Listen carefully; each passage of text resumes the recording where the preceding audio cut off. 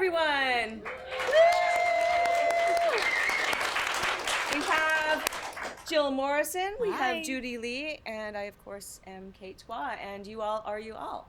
So thank you for a really great weekend. It sounded really fun. I peeked in a few times and saw some really fine auditioning, and thank you to Jill and Judy for coming up here. Come on, this one though, huh? Right? This one.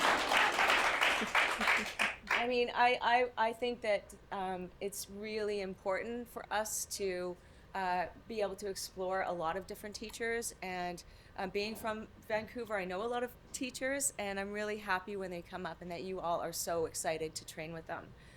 We also have Mr. Isaac Gilbert in the back, who's teaching a really beautiful improv playwriting class starting next week. I would encourage all of you to take it because writing is just very empowering. So, and telling stories is what we do, right? So why not tell our own stories, right? So here we are. What questions do you have? Did anything come up this weekend? Anything big that kind of threw you, that challenged you, that excited you? You just.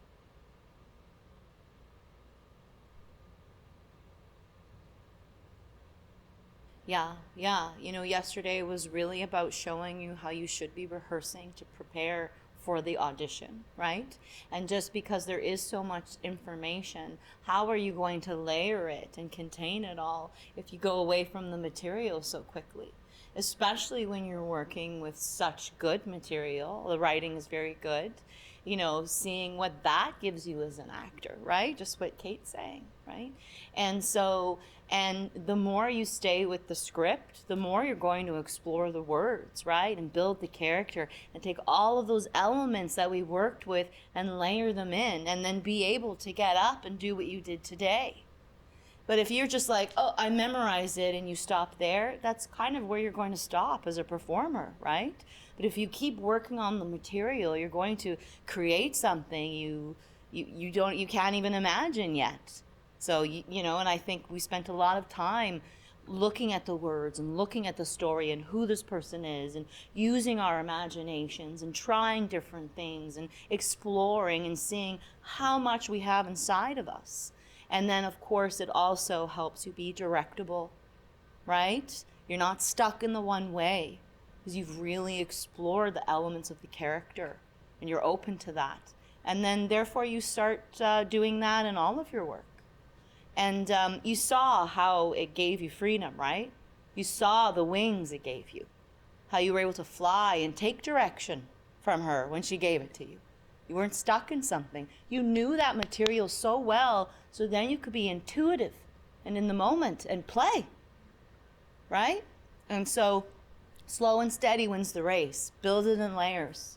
And yeah, I do not go away from my script, and you know, until shortly before my auditions, a few hours before maybe, but I still go back to it. But what I didn't tell you guys is what I start to do, like the day of the audition, is I start to lift the words off the page, and I start to see, I slowly go and see what I'm not connecting to. So maybe there's a line I'm like, I'm not getting this. And then I start to do it that way. I slowly start to lift it off. And then after like maybe the third or fourth time, I'm like, toss it and go, right? But you only get to that freedom if you put that kind of work in. Know the script so well that you can be intuitive and playful and fresh and in the moment. Because when we watch acting, we want to believe like this has never been said before. This is the first time you've said this. So how do we find that freshness? So if you ever hear someone go, oh, I don't like to rehearse, I like to just be surprised by the other lines. You're doing the opposite of the craft, right? That's why people give awards. They're like, you were really good at pretending, right? That is the point. So how do we make sure it's fresh every time? And that's where objective comes in, right? And if you rehearse an intention, then that's going to be there for you. The heart of acting.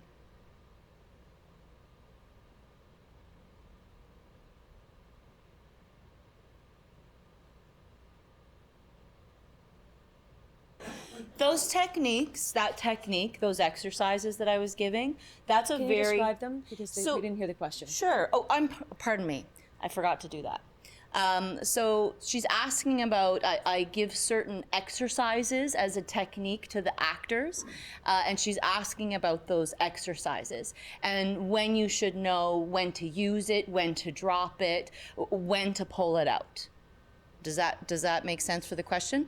Okay, so the exercises, so what I'll do is I'm like, do it like hold yourself like a queen, speak like a queen, or I'll just, and so what I do is in my head, I see what I want the actor to do, but I give them an exercise that helps them find it organically inside of them.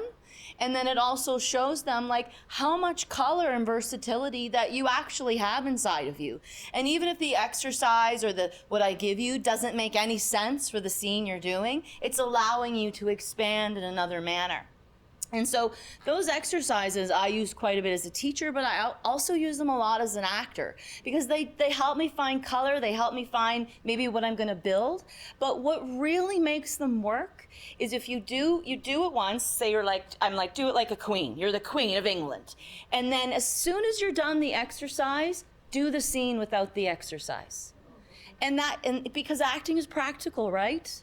And so that can help you go, okay, I maybe it made you find one line or one part or one element of the character, right? Or maybe it helps you get in touch with one part of it or the whole thing, And sometimes you see someone do an exercise, you're like, that wasn't too much for me. I kind of think you should do this, right? So it's just about discovery and finding all the colors, but it's an organic way to rehearse.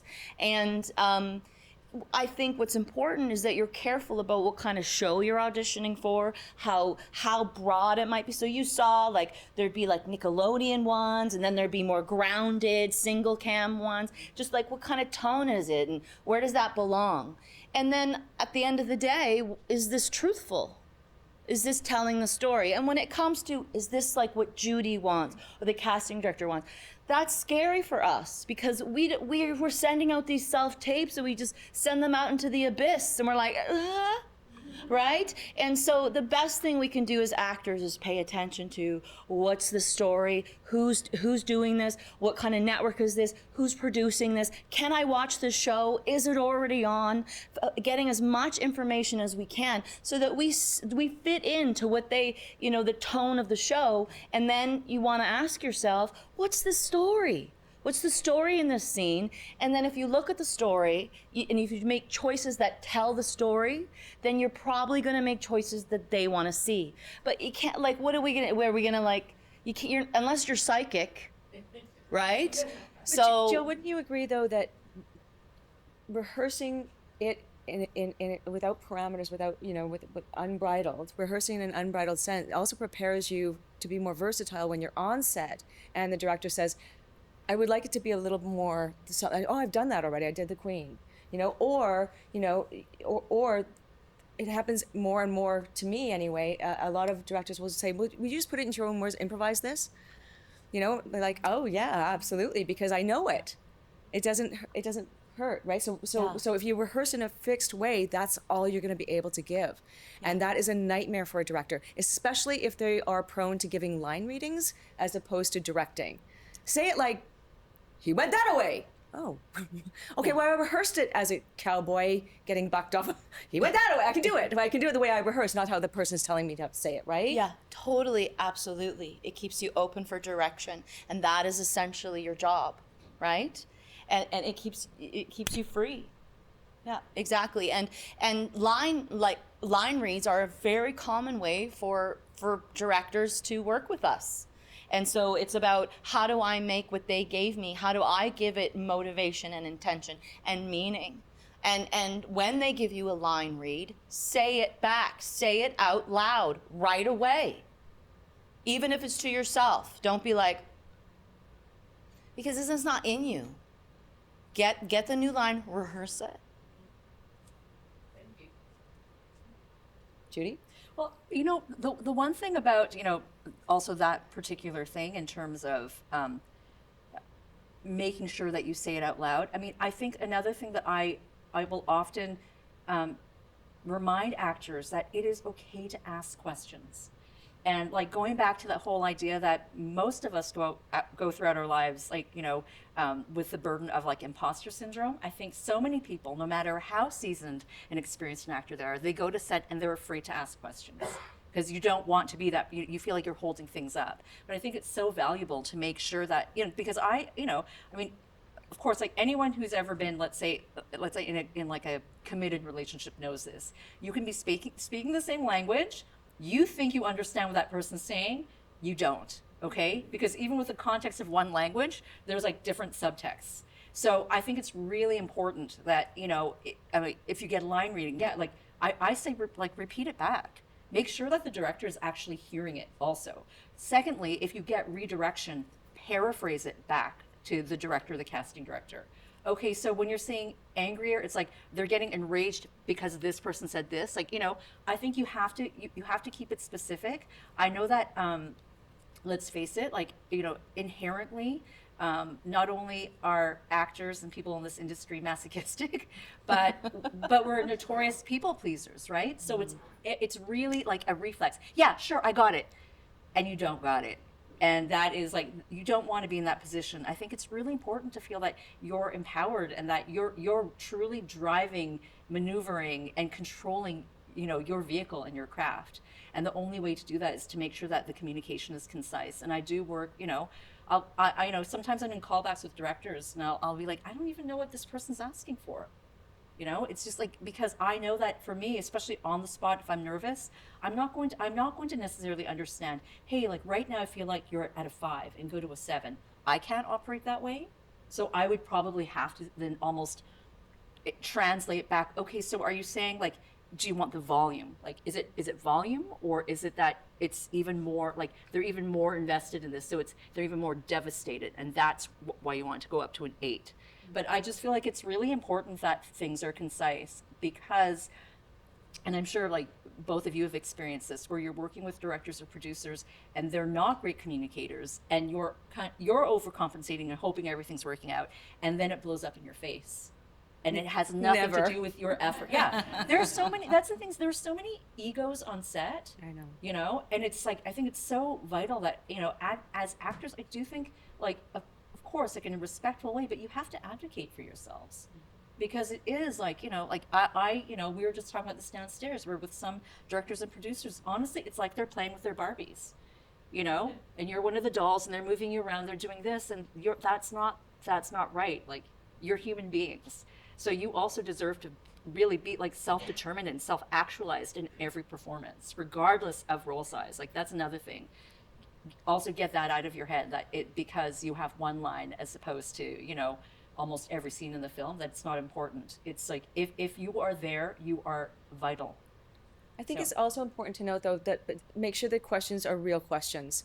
Don't just try to ingratiate yourself to a very busy director. They'll know.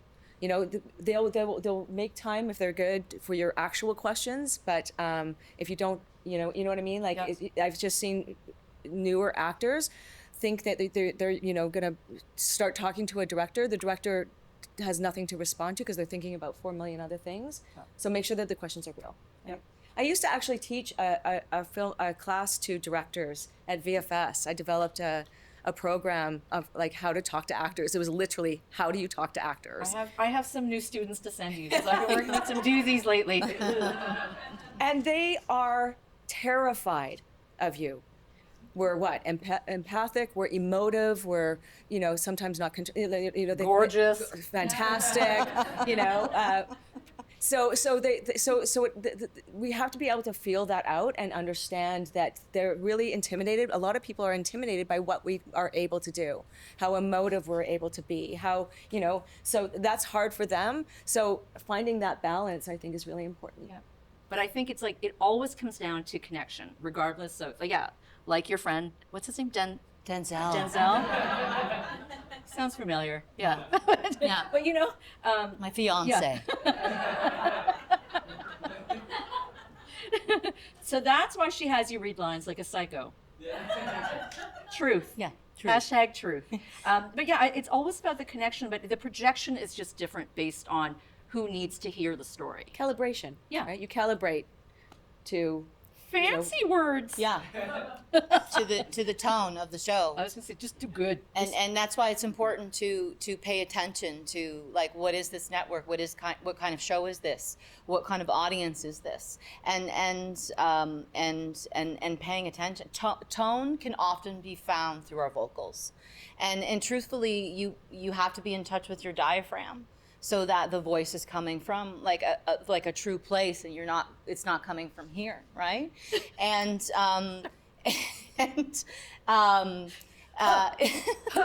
yeah. Oh, that diaphragm. Yeah. But the other thing is,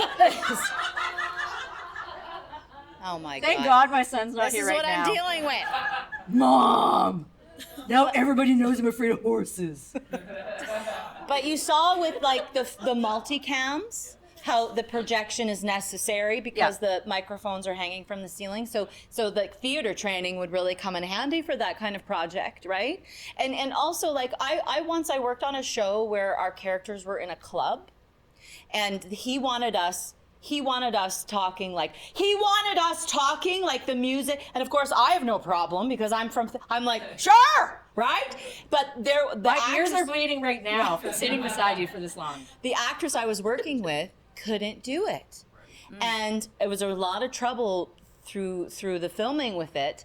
But she just was like, my voice just doesn't go there. I'm like, no, it does. you haven't done this work. Smack her in the face and see how loud she can get. So we need to That's have North almost Korean like training. a volume knob for our vocals. Yeah. So almost like should be able to go here and you should be able to go here. I guess you want to ask yourself, what tells the story, and how can I tell the story with my voice? All right. Yeah, pretty good, pretty good. Woo!